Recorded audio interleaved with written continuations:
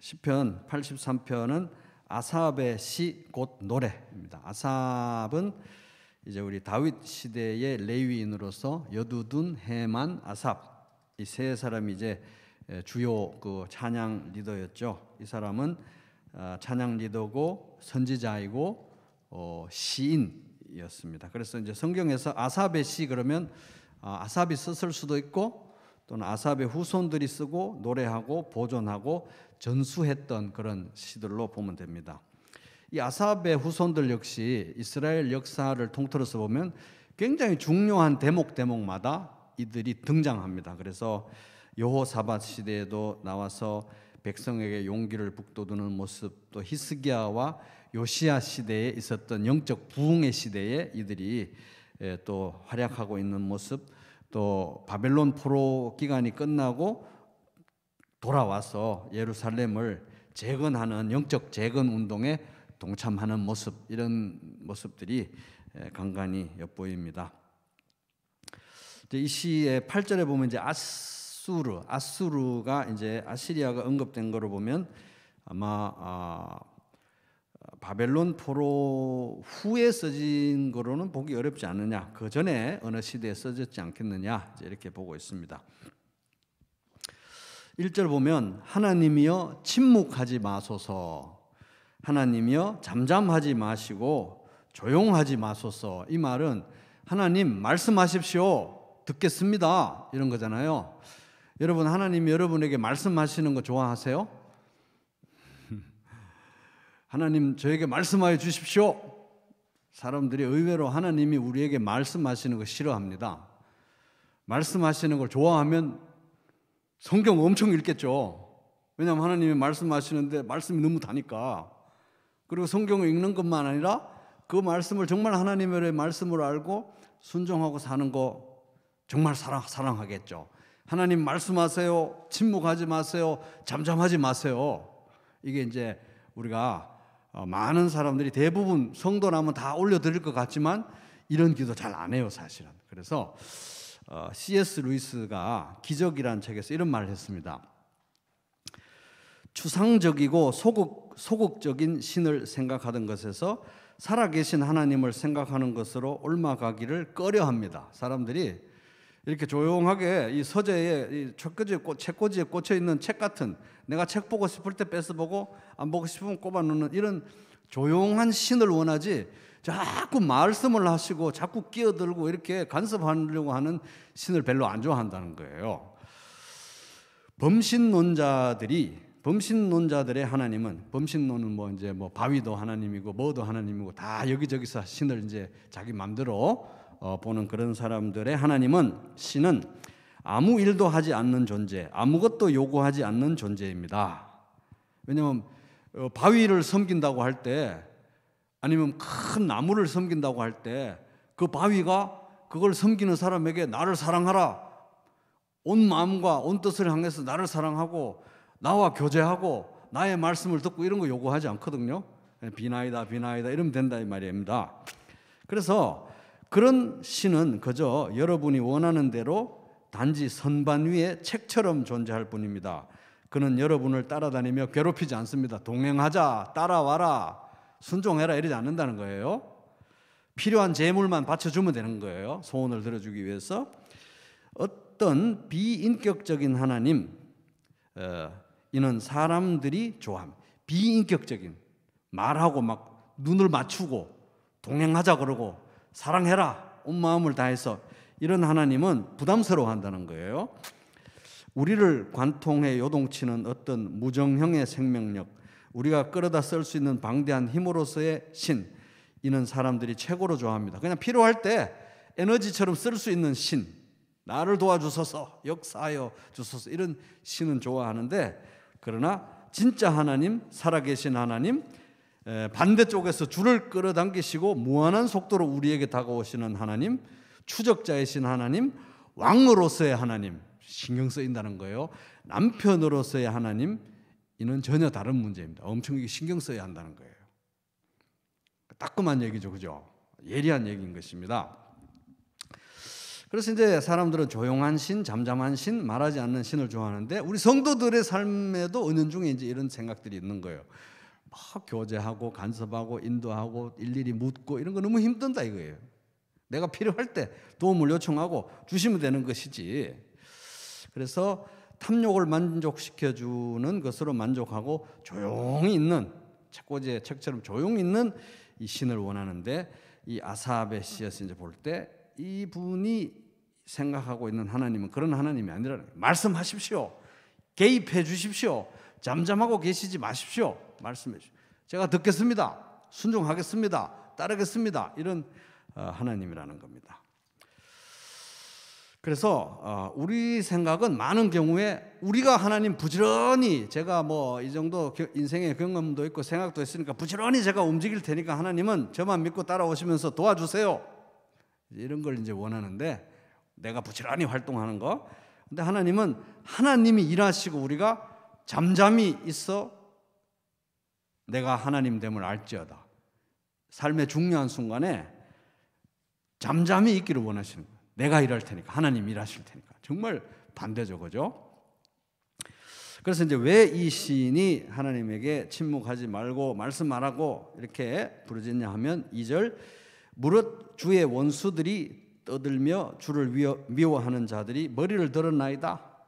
이스라엘 하나님 백성들을 공격하는 그 원수들이 고개를 들고 괴롭히고 있는데 결국 그것은 이스라엘의 원수이지만 주님의 원수, 이스라엘을 미워하는 사람들이지만 주님을 미워하는 자들이다. 그들이 고개를 들고 다가오고 대적하고 있기 때문에 하나님 일어나셔서 말씀해 주시고 무찔러 주십시오. 이제 이렇게 기도하고 있습니다. 그래서 이제 이 시가 어느 때 지어졌는지 우리가 확실히 알 수는 없지만 이때에도 주님의 하나님의 원수들, 하나님을 신뢰하지 않는 사람들이 고개를 들고 하나님을 미워하는 사람들이 고개를 들고 이 세상의 주도권을 가지고 활보를 하고 하나님 믿는 사람들, 하나님 사랑하는 사람들, 하나님 인정하는 사람들은 고개를 숙이고 말도 잘 못하고 잠잠하게 지내야 될 것 같은, 숨죽이고 살아야 될 것 같은 이제 그런 상황이 그때도 있었던 것 같아요. 지금도 그런 시대잖아요, 그죠? 그래서 오히려 믿는 것이 조롱거리가 되고 믿는 것이 위협이 되는 그런 이 시대에 살고 있는데 이럴 때 우리가 뭐라고 기도해야 되느냐? 하나님 말씀하십시오. 하나님 잠잠하지 마십시오. 하나님 일어나서 우리들에게 말씀해 주십시오. 저들에게 말씀해 주십시오. 이제 이렇게 기도해야 되는 것입니다. 3절 그들이 주의 백성을 치려하여 간계를 꾀하며 주께서 숨기신 자를 치려고 서로 의논하며. 자, 다른 번역으로 읽어보면 그들은 주님의 백성을 치려고 음모를 꾸미고 주님께서 아시는 이들을 치려고 모의하며 하나님의 모의하며 이렇게 되어 있습니다. 그래서 이 하나님의 백성들을 향한 이 세상의 분노는 그냥 우발적인 어떤 그 울화가 치밀어서 우발적으로 화를 내는 정도에 그치는 게 아니라 이 내용을 보면 그때나 지금이나 굉장히 계획적이고 의도적이다 하는 것입니다. 그래서 이상하게 그들이 주의 백성을 치려하여 간계를 꾀하고 주님께서 숨기신 자를 하나님께서 너무 소중히 여기셔서 아끼시는 이들을 치려고 의논하는데 서로 의논한다. 이게 서로 의논한다. 그래서 이 하나님을 대적하는 악은 이상하게도 서로 끌어당기는 습성이 있습니다. 그래서 이상하게도 하나님을 대적하는 것에 대해서는 공통분모를 가지고 함께 모의하고 함께 공모하고 함께 협력한다는 거예요. 그래서 예를 들어서 예수님을 신문하는 과정에서 헤롯과 빌라도도 친구가 되어버렸잖아요. 원수처럼 지내던 헤롯과 빌라도도 친구가 되었고 유대인과 이방인들이 합심해서 예수님을 이제 못 박았습니다. 그리고 그 과정은 굉장히 신속하고 굉장히 치밀하고 굉장히 간교했다. 근데 예수님 때도 벌어졌고 아삽 때도 벌어졌고 지금도 벌어지고 있는 그런 현상이다, 일이다 하는 것입니다. 그래서 영적 이 전쟁은 그때나 지금이나 우습게 이 생각할 문제가 아니고 굉장히 의도적이고 굉장히 계획적이며 굉장히 이상하게 서로 끌어당기는 그런 습성이 있다, 협력하는 그런 습성이 있다 하는 것입니다.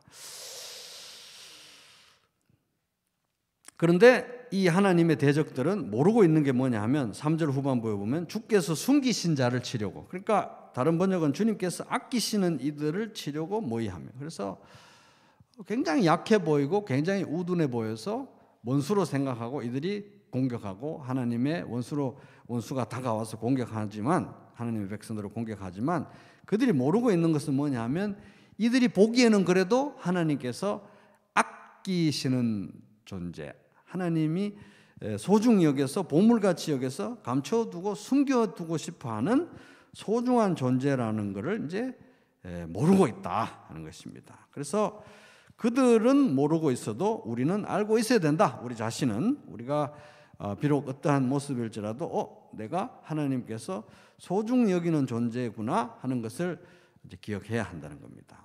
그래서 4절 보면 말하기를 가서 그들을 멸하여 다시 나라가 되지 못하게 하며 이스라엘의 이름으로 다시는 기억되지 못하게 하자 하나이다. 이게 이제 하나님의 원수들, 이스라엘의 원수들이 하는 말이고 생각이고 하나님의 백성에 대한 이들의 태도를 단적으로 보여주는 그런 묘사입니다.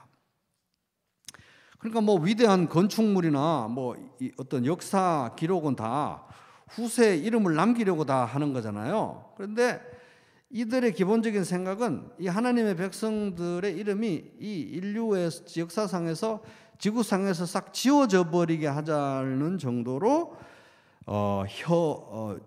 증오하고 있고 분노를 가지고 있다는 것입니다. 그래서 아삽은 이렇게 이런 내용을 상세히 묘사를 하고 기록을 하면서 이들의 증오심을, 이들의 적대감을, 또 이들의 분노를 이렇게 구체적으로 묘사를 하고 있는데 이상하다 이거예요. 여러분 이상하지 않으세요? 아니 왜 이 정도까지 할 필요는 없는 거 아닙니까? 아예 이름을 다 지워버리자. 지구상에서 사라지게 하자. 기억을 아예 셀이 못하도록 그냥 다 지워버리자. 이 정도까지 할 건 없는데 이러고 있다는 거예요. 이게 물론 이스라엘도 죄를 많이 지었지만 이스라엘 역사상에서 하나님의 백성으로서 이스라엘이 늘 경험했던 그 주변으로부터의 증오였습니다. 증오. 희한하죠. 이럴 것까지는 없는데, 이 정도까지 할 필요는 없는데, 그죠? 그래서 예수님과 예수님의 교회에 대한 증오는 가만히 들여다보면 정말 신기할 정도라 이거예요. 신비하다.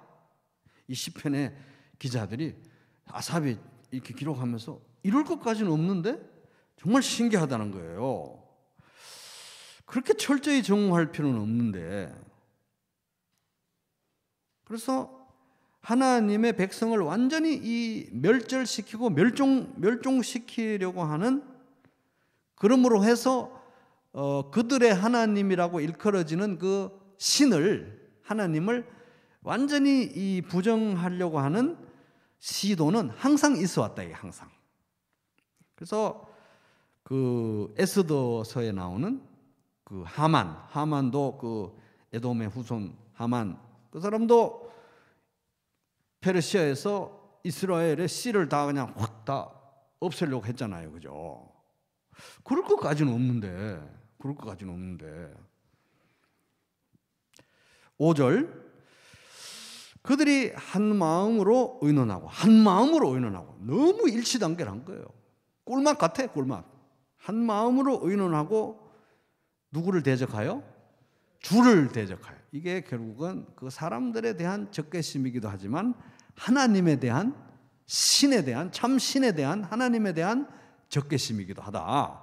주를 대적하여 서로 동맹하니. 이게 항상 있어 왔고 지구 종말의 순간까지 이게 계속될 것이다 하는 겁니다. 희한하죠. 그죠? 동맹한다. 이거는 이제 언약을 맺는다 이런 뜻인데, 하나님의 대적들이 마음이 하나가 되고 동맹을 맺고 언약을 맺는 이런 일사불란하게 아주 한 마음으로 대적하는 그런 모습을 이제 보여주고 있다 하는 것입니다. 그래서 실제로 이제 이제 그 뒤에 나오는 6절, 7절, 8절에 이제 구체적인 이름이 나옵니다. 대적들의 이름이 구체적으로 나오는데, 이 10개 나라가 동시에 동맹을 맺은 적은 사실은 역사적으로 구체적으로 없습니다. 그런데 이들의 공통점은 뭐냐? 이스라엘을 멸종시키려고 한다. 하나님에 대한 적개심을 가지고 있다. 이런 게 이제 공통점. 이제 동시대적으로는 동맹이 맺어진 거 아니지만 통시대적으로는 거의 동맹 수준으로 아주 어쩜 저렇게 일관되게 하나님과 하나님의 백성을 대적하느냐 하는 겁니다. 그래서 이제 하나님의 백성을 대적한 이제 대표적인 사례들을 이 구체적인 이름들을, 이건 이제 이 시에서 이 노래잖아요. 노래인데 그 대적의 이름을 구체적으로 나라의 이름을 적는 것은 굉장히 특이한 현상인데 적어놨어요. 그래서 6절 에돔 곧 에돔의 장막과 에돔과 이스마엘인과, 에돔은 이제 에서의 후예들이잖아요. 에돔, 그죠? 에서가 그 누굽니까? 야곱의 형이죠. 에서의 후손들. 또 이스마엘은 누구의 형입니까? 이삭의 형. 또 모압과 하갈인이며 그발과 암몬과 아말렉이며 블레셋과 두로 사람이요 아수르도 그들과 연합하여 롯 자손의 도움이 되었나이다. 그래서 이제 이 이스마엘인은 이삭의 형인 이스마엘의 후예들, 롯의 자손이라고 하면 이제 여기 이제 모압하고 암몬하고 거기 언급됐잖아요. 모압과 암몬은 이제 롯의 자손. 이들이 이제 에돔, 이스마엘, 모압, 암몬, 이거는 이제 이스라엘의 동쪽과 동남쪽에 위치한 그 이웃 나라들이에요. 동쪽과 동남쪽에. 그리고 이제 거기 중간에 하갈인이며 또 그발인 이런 건 나오는데, 이제 그 동쪽과 동남쪽 근처에 있는 조그만한 부족들을 가리키는 표현들입니다. 그리고 이제 아말렉은 출애굽 후에 제일 먼저 이스라엘을 괴롭혔던 그 대적이잖아요, 그죠?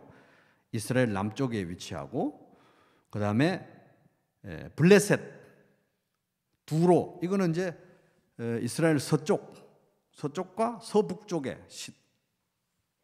블레셋과 두로, 서쪽과 서북쪽에 있는 그런 나라들. 그러니까 이렇게 뺑 둘른 사방이 적이에요, 사방이. 이스라엘 중심으로 해서 동그랗게 사방이 적이에요, 사방이. 그죠? 근데 이제 아수르는 이 주변에 있는 동그란 잔챙이들하고는 급이 다른 저쪽에 있는 큰 제국이다 이거예요. 지금 이제 이미 강대국으로 떠올랐는지 떠오르려고 준비 중인지 그 시간은 우리가 알 수 없지만 덩치 큰 친구다 이 말입니다. 그래서 이제 이 원수들의 이름을 이 시에, 우리가 찬송가에 우리 원수 이름을 누구 적는 건 좀 웃기잖아요. 근데 그 노래에 원수들의 이름을 뺑 둘러서 적고 저기 덩치 큰 친구까지 다 적어 놓은 거예요. 그러니까 이거는 노래로 불렀을 것 같은데, 그죠? 시고 노래잖아요. 노래로 불렀는데 그 이름을 다 적어 놨다는 거는, 이게 이스라엘이 직면하고 있는 어떤 영적인 위협과 어떤 위험들이 무슨 추상적인 개념이 아니에요. 이거는 현실이다.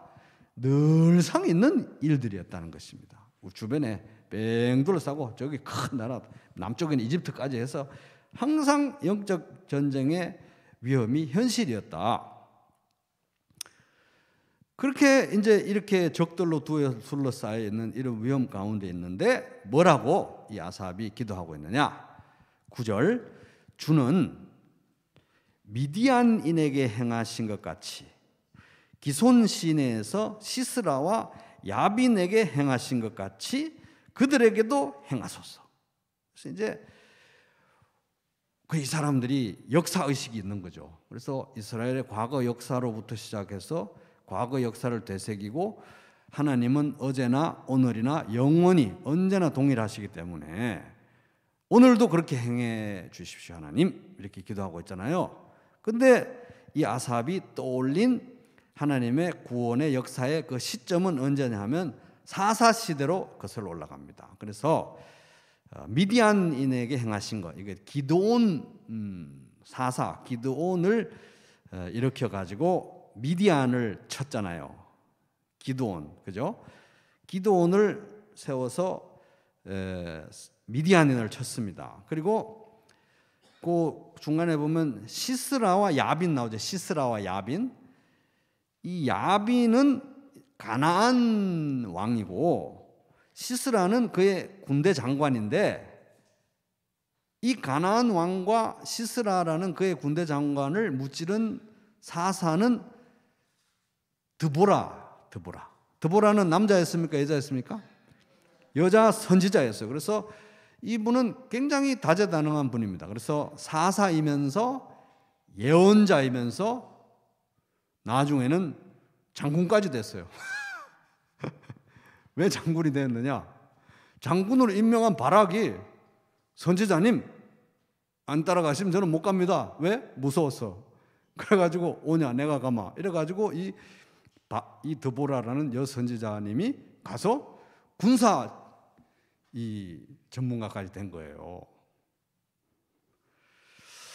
그래서 이 시대에는 결국은 이스라엘에는 군대가 거의 제대로 된 군대가 없었다는 거예요.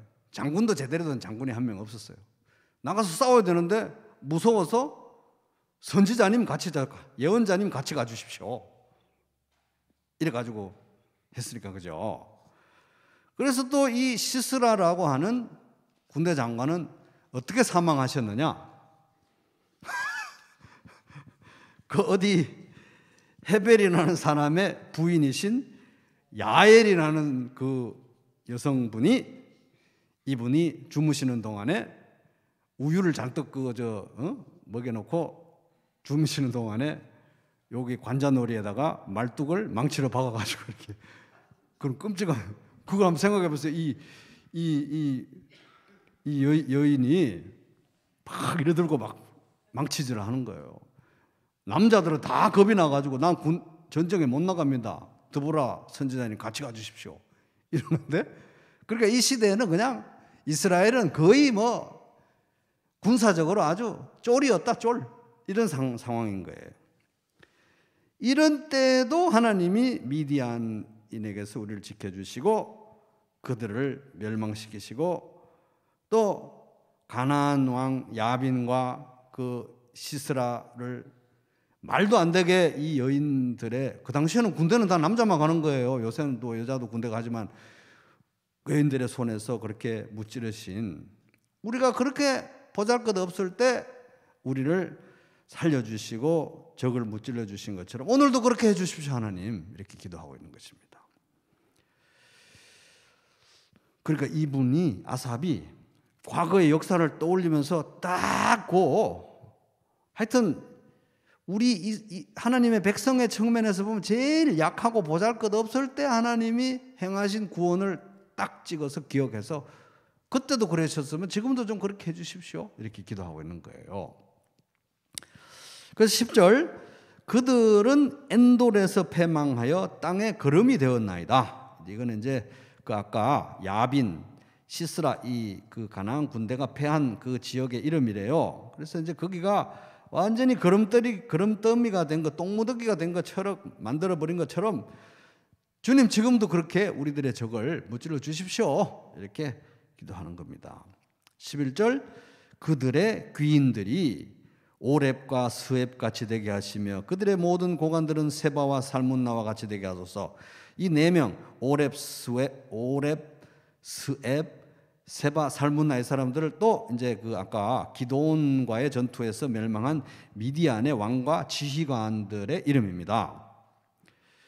그런데 이 기드온이 참 이상한 사람이잖아요. 기드온에 의해서 이 어마어마한 구원을, 기드온에게 주님의 천사가 나타나는데 이 주님의 천사는 하나님이에요. 하나님. 그리스도가 성육신 하기 전에 그 현현하셨다고 하는 그 중요한 학설이 있을 정도로 하나님이 직접 현현해서 기드온에게 이렇게 미디안으로부터 조국을 구해라 했는데, 기드온이 한다는 말이 하나님이 살아계시면 어떻게 해서 이런 일이 일어났습니까? 이렇게 따지다가 또 싸워라 가라 하니까 도저히 못 믿겠습니다. 하나님을 또 몇 번이나 테스트하고 이래가지고 또 가서 승리를 어떻게 하기는 했는데, 그 와중에 자기를 안 도운 동족을 또 분풀이 한다고 가서 동족 살해를 하지 않나. 그래서 위대한 승리를 하니까 기드온 당신은 왕이 되어야 되겠습니다. 왕으로 막 추대를 하려고 하는 거예요. 근데 이 사람이 굉장히 독특한 캐릭터예요. 믿음이 없는 것 같고 용기가 없고 하는데 또 뒤쪽으로 가가지고 엄청 잔인해요, 사람이. 그래서 동족을 죽이기도 하고 왕이 되십시오 하니까 아우 제가 왕이 어떻게 됩니까? 이랬는데 뒷구녕으로는 자기 아들 이름이 아비멜렉이에요. 아비멜렉, 나의 아버지는 멜렉 왕입니다. 그래 아비멜렉이 진짜 나중에 왕 되려고 하거든요. 그러다가 또 내전이 일어나가지고 또 난리를 치고 또 우상 숭배도 하죠. 굉장히 독특한 캐릭터입니다, 이 사람이. 그러니까 이상한 캐릭터죠. 결함이 많은 사람이에요. 그런데도 하나님이 직접 나타나셔가지고 사사로 세워서 구원을 하시고 이렇게 했다 이 말입니다. 그러니까 참 그런 사람들 데리고 쓰셔가지고 이스라엘 구원하신 거 보면 참 말도 안 되는데 아삽이 그걸 기억하고 역사 속에서 그걸 기억하고 그때도 그렇게 구원하셨으니까 지금도 우리를 그렇게 구원해 주십시오. 이렇게 기도하고 있는 것입니다.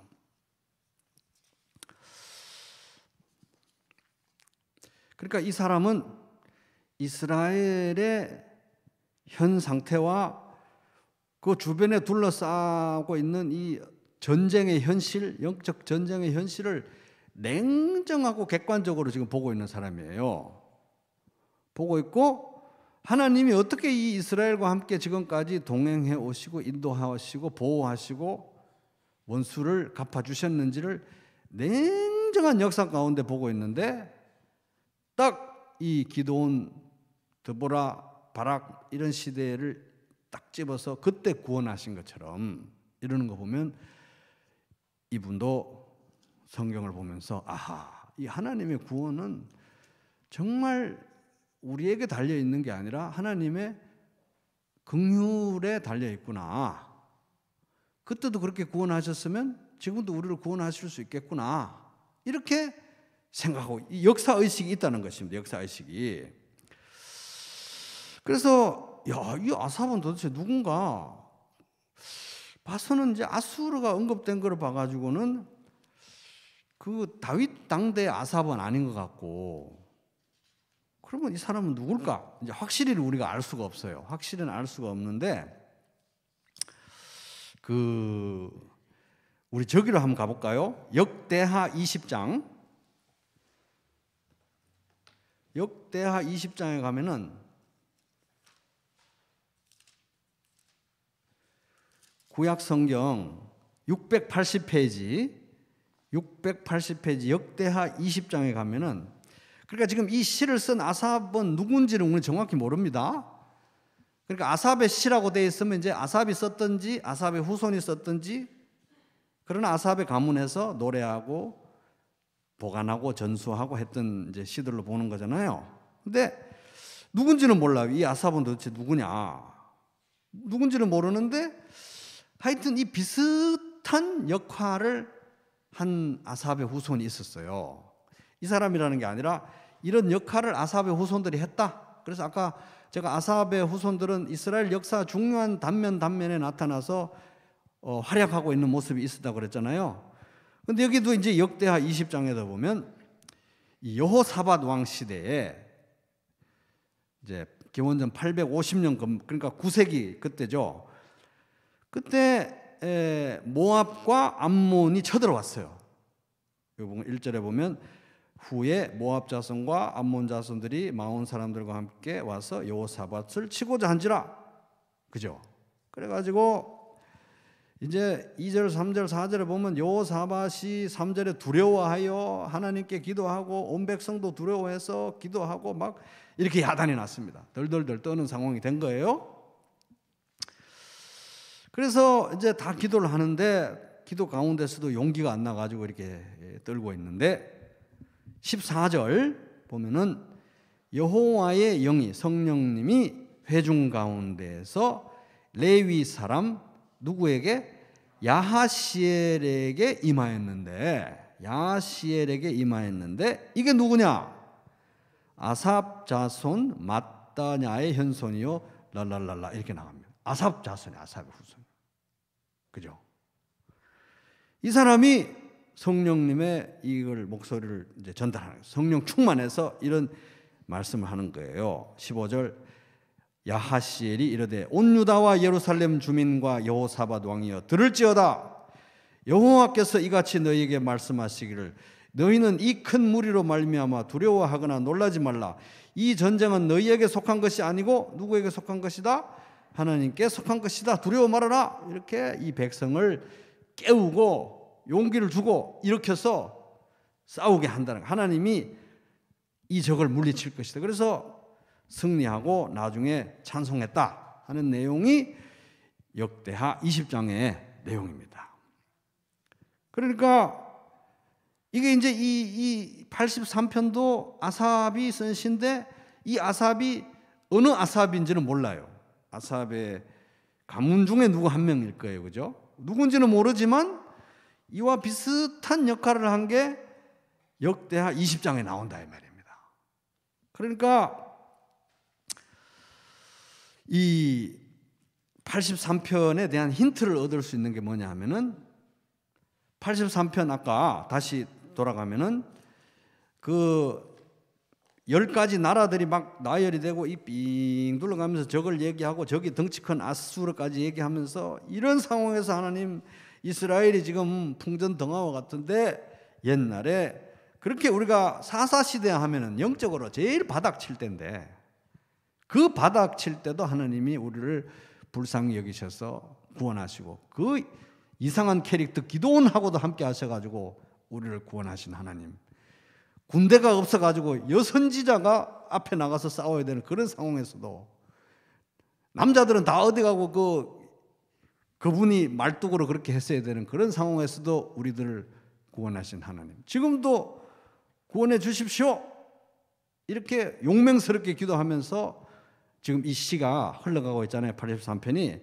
그래서 많은 학자들이 이 83편은 시대가 어느 시대에 써졌는지는 모르지만 이것은 이 시의 내용으로 보나 뭘로 볼 때 이스라엘이 아마 역사적으로 이 전쟁의 위험 속에서 적이 쳐들어와서 이렇게 위험에 처했을 때 전쟁을 할 수밖에 없는 그런 상황에서 영적 전쟁의 두려움에 위험 가운데 처했을 때 아마 이 시를 꺼내가지고 읽지 않았겠느냐. 그때도 도와주신 하나님이 우리도 지금도 도와주실 것이다. 그렇게 이제 보는 것입니다. 그런지 이 시는 아삽 자손들이 계속 보관해서 바벨론 포로기까지 다 이렇게 하면서 돌아왔잖아요. 이 시를 붙들고 노래한 겁니다. 그죠? 그래서 이 시는 이제 나중에 다음 시간에 또 후반부를 보겠지만은 자 다시 한번 이제 시편 1편으로 한번 가볼게요. 시편 1편. 시편 1편으로 가면은 시편이 구약에 시편이 총 몇 개가 있습니까?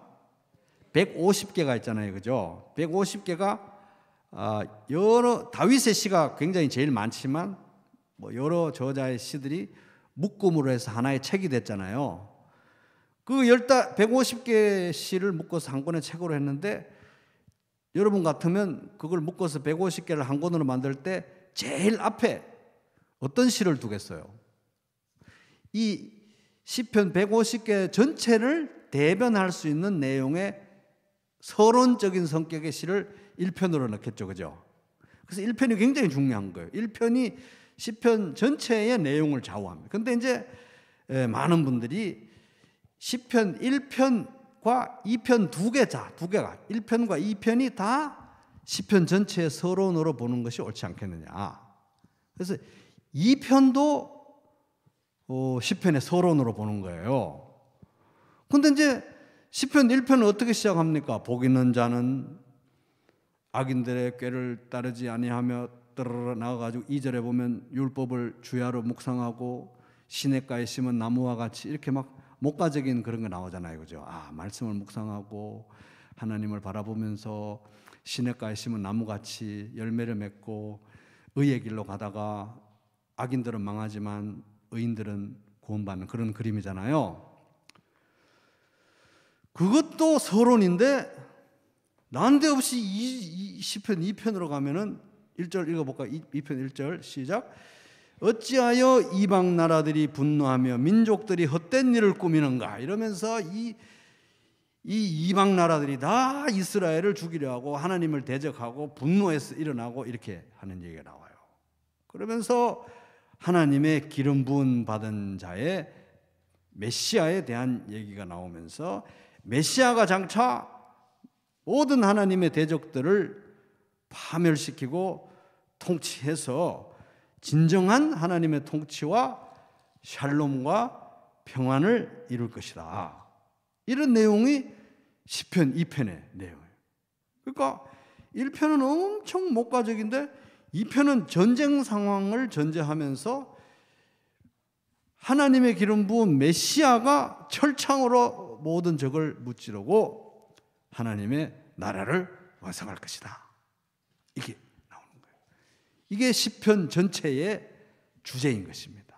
그러니까 1편과 2편이 같이 가야 되는 거예요. 그죠? 1편과 2편이 같이 가야 된다. 그러니까 우리 성도들이 시냇가에 심은 나무같이 철을 따라 열매를 맺고 그 열매가 계속 있으면서 시냇가에서 물을 빨아먹고 이렇게 싱그럽게 자라고 이런 그림을 시냇가의 나무같이 심은 나무같이 우리가 살아야 하는 이 세상은 어떤 세상이냐? 전쟁 중이다 이거예요. 전쟁 중이야. 그것도 보통 전쟁이 아니라 이를 갈면서 이 하나님의 백성을 죽이려고 하고 하나같이 어떻게 그렇게 한마음이 돼가지고 아예 씨를 말려버리고 역사에서 지구상에서 아예 다 지워버리고 싶어하는 하나님에 대한 적대감을 가진 원수, 그 머리에는 마귀가 있잖아요. 이 존재와 이 세력과 영적 전쟁이다. 그런데 이것은 어떻게 끝날 것이냐? 이 메시아가 철창으로 모든 하나님의 원수와 악인들을 처벌하고 하나님 나라를 세운다. 이게 시편 전체를 흐르는 사상이라는 것입니다. 시편 전체를 흐르는 사상은 뭡니까? 성경 전체를 흐르는 사상이라는 거예요. 그러니까 1편만 가지고 있으면 안 되는 거예요. 2편도 있어야 되는 거예요. 그러니까 성도의 세계관은 시편 1편과 2편의 세계관이 공존해야 되는 것입니다. 그래서 아삽도 하나님을 노래하고 하나님을 찬양하고 시도 쓰고 막 이렇게 백합화 곡조에 시도 쓰고 했지만 이 사람은 이 세상이 영적 전쟁 중이라는 거 한 시도 잊어버리지 않는 거예요. 하나님이 그들을 미디안과 야빈과 시스라와 이런 것들을 무찔러 주신 것처럼 지금도 하나님께서 승리해 주셔야 되겠습니다. 저걸 무찔러 주셔야 되겠습니다. 그렇게 해서 하나님의 나라가 와야 되겠습니다. 그러니까 이게 이제 이 내우외환의 이런 상황 속에서 이제 이스라엘의 어떤 영적으로 깨어 있는 사람으로서 가지고 있는 아삽의 세계관을 이제 엿볼 수 있다는 것입니다. 그러니까 1편만 있고 2편이 없으면 안 돼요.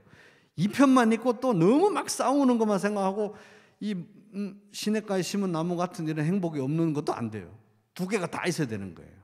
두 개가 다. 1편과 2편이 다 있어야 된다. 균형이 있어야 된다 하는 것입니다. 그래서 아삽이 본 세계관은 뭡니까? 뺑 둘러가면서 저기 있었잖아요. 그죠? 뺑 둘러가면서 언제나 위기가 있었다는 거예요. 새로운 일도 아니라 뺑 둘러가면서 저기 있는데 영적 전쟁 중이다 이거예요. 아무리 부정하고 싶고 인정하고 싶지 않고 안 들여다보고 싶어도 전쟁 중인 걸 어떡합니까? 그죠? 전쟁 중인 걸 어떡하냐고요. 받아들여야 되는 것입니다. 그리고 아삽은 알았어요. 새로운 일도 아니지만 그때마다 하나님이 보호해 주셨고 우리가 정말 사사시대 같이 영적으로 바닥을 칠 때에도 하나님이 그 변덕스러운 기도원을 데리고도 구원하셨다. 그러니 하나님 구원해 주십시오. 이렇게 하나님이 항상 이스라엘을 하나님의 백성을 지키셨다. 항상 적은 있었다. 그러나 항상 하나님이 더 강하셨다. 항상 우리는 못났었다. 그런데 항상 하나님은 우리를 불쌍히 여기셨다. 항상 우리는 그렇게 변덕스러운 존재고 못난 존재였는데 그들이 건드리는 사람들은 누구냐? 하나님이 소중히 여기시는, 하나님이 감추어 두시는 보물 같은 존재를 너들이 건드리고 있는 거야. 이런 세계관이 있었던 것입니다. 하나님은 어제나 오늘이나 언제나 동일하시기 때문에. 그래서 이런 위기의 상황에서 아삽, 누군지 모르지만 아삽의 후손이 이 시를 쓰고 우리 민족을 깨워야 되겠다. 이 영적 현실에 대해서 깨워야 되겠다. 시냇가에 심은 나무처럼 가만히만 있으면 좋겠지만 전쟁 중에 우리가 그렇게 해야 된다. 1편과 2편이 같이 가야 된다. 그래서 민족을 깨우고 동족을 깨우고 하나님을 바라보게 하고 특별히 하나님의 세계관을 다시 확인시키고 하나님 나라의 관점에서 이 시대를 바라보자. 이렇게 호소하는 그런 시가 이 시라고 이제 볼 수 있는 것입니다. 그래서 사사시대에 왜 그런 위기가 닥쳤느냐? 이게 사사가 등장했다가 사라지고 등장했다가 사라지고 할 때마다 계속 똑같은 사이클로 반복이 되는데도 이들이 반성을 안 한 게 뭐냐면 왜 그런 위기가 닥치느냐? 경제력이 약해서, 군사력이 약해서, 외교력이 약해서가 아니고 하나님과의 언약을 어겼기 때문에, 말씀을 무시했기 때문에 그렇게 벌어진 일인데 정신을 못 차렸으니까 우리에게 지금 가장 중요한 것은 바로 하나님과의 관계다. 하나님 나라의 세계관을 회복하자. 그때처럼 우리를 지금도 구원하여 주십시오. 그렇게 기도하자. 이렇게 깨우는 시가 이 시고 아마 전쟁의 순간마다 이 시를 읽지 않겠느냐 하는 것입니다. 그래서 이들이 이 시를 계속해서 포로 기간에도 가지고 있었다면 그들의 나날이 영적 전쟁이었겠죠. 그래서 주님 우리를 지켜주십시오. 기도원하고도 그렇게 같이 하셨잖아요. 하나님 저와도 함께 해주셔서 이기게 해주십시오. 그렇게 기도하고 되새기고 깨우치고 하나님의 세계관으로 또 형제 자매를 일깨우는 그런 우리 서로가 되기를 주님의 이름으로 축복합니다.